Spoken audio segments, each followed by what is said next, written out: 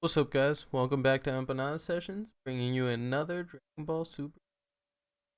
Today we have Ribrianne and the Maiden. Ribrianne, as a leader, her auto ability is that when she attacks a leader, you look at the top two, grab a Maiden, and then put the other card at the bottom of the deck. When she awakens, she draws two, which is very good. And her awakened side, once per turn, if you have Kakunsa and Rosie, who are the two smaller maidens.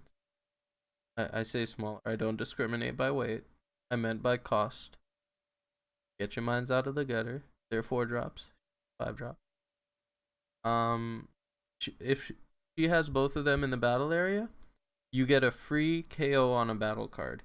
She does choose, so you don't get a round barrier, but free KO on a battle card, especially when you can kill huge threats like Fierces and Kills and like anything big that's a formidable threat. Like, decks are now dropping 20k, 25k attackers that if you try to attack them and get over them, you're wasting a lot of resources that you would rather invest in leader swing and life pressure. So rather than have to deal with them that way, this deck just says, oh, my leader can say, hey, you die once per turn. Very nice card. Also, like most awakened leaders, when she swings, she draws one. We're gonna leave this side up. Again, no discrimination. To start, we have our searcher for the universe. 1 drop, look at the top 3. Grab any universe 2. Simple as that. That's our turn 1 play. Nothing real more to say about that. Most of your deck is universe 2. You're seldom gonna miss that. Next up, we have the free blocker. Every universe has got one, except our universe, because we just got Goku taking punches left and right, because the more you beat him up, stronger he gets, apparently. If you have a universe 2 in play in your battle area, you get to play him for free. So, provided you have this on board from turn 1 and they haven't killed it, he gets to draw for free. Otherwise, you just hold him in hand till late game, drop him for free. Or, don't want to drop him for free, combo with him. Or, he's energy. Versatile card, lots of utility, decent 5k combo. You're never casting him. Never pay two energy to cast this. Got a better option. We only play 2 of teleporting Jimez, or Jimez. He's the guy that knows instant transmission. He's from the race that taught it to Goku. A little fun fact for you there. His ability is real good, but we have better ways to do what he's trying to do. When he comes out, he has a permanent that says reduce the energy cost of Maiden squadrons in your hand by 2. You have to pay the specified cost anyways, obviously. During your main phase, you can place a card from your hand in the drop area and send him to warp. And then it comes back at the beginning of your next turn. So, while he's cute, like, oh yeah, turn 3 I'm gonna do this, pitch 1, save him, and then turn 4 I'm gonna drop 2 4-drops for 2 each. It's cute, it never happens. Turn 3, like, you still kind of want to search through your deck. You're still playing these guys. You kind of want to, like, save energies for negates and other cool things you can do in the deck. So, yeah. Also, we have a package in here that has a much better turn 3 than this guy. So, you'll see. We'll get to that. He's good. He's not great. We play 2. For the super combo, obviously, activates at 5 life, like most of the, all the universe super combos I believe do. It's good. Super combos are good. Free cards are good. 10k is good. Free 10k, yeah. We're playing 4, obviously, of our one of our win conditions. This is Maiden transformation. For those of you who don't know the premise of this deck, you have the big Ribrianne on board, and then you drop 2 Maidens. Once they're all on board, they all get extra buffs, they all do extra things, and your leader gets to pop stuff for free. This says for 4 energy, you play 2 of the Maidens from your drop area. Which, I'm going to put the rest of these extra cards here. We're going to get to the Maidens first, because you got to know the Maidens before we get in. First off, we have Brienne. Girl Warrior Brienne de Chateau. We play 4 of her, obviously. She's very important to the deck. 2-drop with barrier that says when you play her, look at the top 7 and choose 1 Maiden Squadron, add it to your hand, shuffle the rest. She searches out the rest of your Maiden package, which is 4 Rosie, 4 Kakunsa, and 4 Ribrianne. Rosie is a 20k blocker. Pretty good. They're usually not going to be swinging bigger than 20k. Or if they are, you'll probably have something like a super combo to save her. But the cool thing about her is if you have her in your battle area, she actually can attack and then restand at the end of your turn, leaving her blocking ability intact while also getting value out of her attack. That's her utility, that's what's cool about her. Next up we have Kakunsa. Kakunsa is a critical attacker. Now, the buff she gets if you have the other 2 is she gets dual attack. So if you notice, they both kind of have things that can save them if you have the other 2 by putting them into active. Dual attack obviously means when she attacks once, she restands herself. And she can attack again, or if you want to keep her safe from attacks, you just leave her standing. Critical's really good for pressure. Dual attack's nice to keep her alive. She's a free combo at worst case. She's good. Here's your win condition. The 5-drop, super rare, Maiden Squadron Leader Ribrianne. She evolves for 3, so if you find all the stuff, your ideal play is turn 2, play her. Turn 3, for 3 energy, evolve onto her. Don't attack with her, just leave her there. When you evolve into her, you get a free KO on a battle card. You choose one of your opponent's battle cards and kill it, so it doesn't get around barrier, but it's still strong.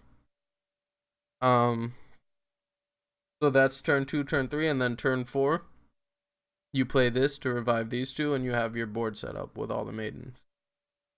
So that's your ideal Universe 2 play. That's your Universe 2 package. Along with the Maiden transformation, we play one of To Save a Hopeful Future. I am thinking about coming up to 2 of these and going down to 3 of the negate. But right now we're just running 4 and 1 because it's a lot of extra cards in this deck. One thing to consider when you're playing this specific list, if you decide to build it exactly, you have a lot of extra cards. Do not be scared to charge the ones that don't have immediate utility because you will probably see another copy. For example, if you see transformation turn 1 and everything else in your hand is helpful, don't be scared to charge that. Because you have 3 more plus To Save a Hopeful Future. Plus, if you don't hit the turn 2, turn 3 on the Ribrianne combo, you drop him turn 3. And turn 4, you play these 2 for 2 each. So it's not the end of the world if you don't hit that. We play 4 of the Maiden negate. It's 1 cost negate. And then it says you can place a card from your hand in the drop area to have your opponent choose one of their cards to KO. Their battle cards, obviously. Not the greatest, but if they're attacking with only 1 threat, That's when you decide, oh, I'm gonna pitch this card. Your SRK's dead. Your big like there, it does have its utility. The tech in here that is kind of cute is King Vegeta's surprise attack, because they're gonna be going after this Ribrianne when she's rested, because she has barrier. The only way they're gonna get over her is attacking. You can play this. It'll buff her by 10k, and it'll give her revenge, which means any battle card that attacks her gets KO'd. Revenge gets around barrier. They attack into this with a barriered ape. They attack into this with like a barriered Saiyan off of the new red extra card. Anything they try to do, you can just say, oh, hey, your card's dead. Gives you more removal, gives you more utility, and gives you a sneaky play in later turns to help you survive and conserve board state. So remember how I said earlier that this was a cute turn 3 play, but we have a way better turn 3 play? Obviously, this is evolving into this. If you can, that's your best turn 3 play. If that doesn't happen, who doesn't like killing cards? We play a small Brawly package, 4 Endless Evolution Brawly, 3 of the Rampaging Horror, and 2 Rampaging Lifeform Bio Brawly. So what the 3-drop does is when he comes out, he KOs a card. Your opponent chooses one of their cards and KOs it. But early game, they might not have a lot on board. He just comes out, kills stuff. His real utility, though, is while he is out, he reduces the evolve costs of these by 2. So normally you're paying 2 green and 2 colorless for this. You can get this out for 2. Obviously, we're playing only green in here, so it'll always be 2 green, but rather than paying 4, you're paying 2 here. This one is 3 rather than 2. But, oh, how did I forget? Well, we're going to get to it all at once, because Broly and Ribrianne both have the utility of making your opponent discard cards. When she attacks, while these 2 are down, your opponent has to discard 2 cards. This happens before negates, this happens before counters, this happens before anything. She declares attack, your opponent pitches 2. Instantly. It's sick, it's powerful, but I felt like it needed a little more to put it over the top. That's why we also have the Broly in here. And that's why we're running so many negate protection. Like, we have 4 blocker, 2 surprise attack, and 4 negate, because we need to conserve board state and get to the late game. We want to pressure them so hard that they're not attacking our life. They have to go after these guys, and that's when the surprise attacks come. That's when the negates come in. So, she makes them pitch 2. When you evolve into this, your opponent randomly discards 2.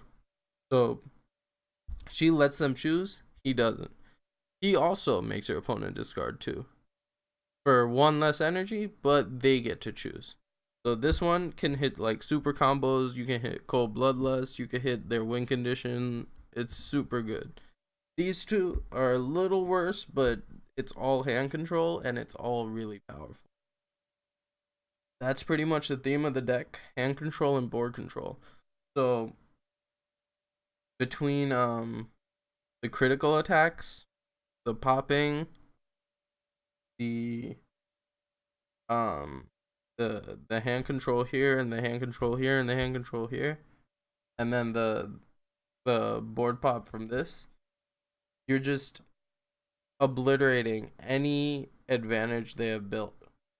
They kind of have to drop all their stuff in 1 turn and beat you that way. Otherwise, you're gonna find a way to. So. Oh, and she doesn't have to attack a leader to get her abilities. So you can actually use her to get over threats, because she's 25k. And then protect her with surprise attack. This deck's good. It's not tier 0. It's not great. But this deck's pretty darn good. Thank you all for tuning in. This has been another Empanadas Sessions deck profile. I am Nasif. Catch y'all later.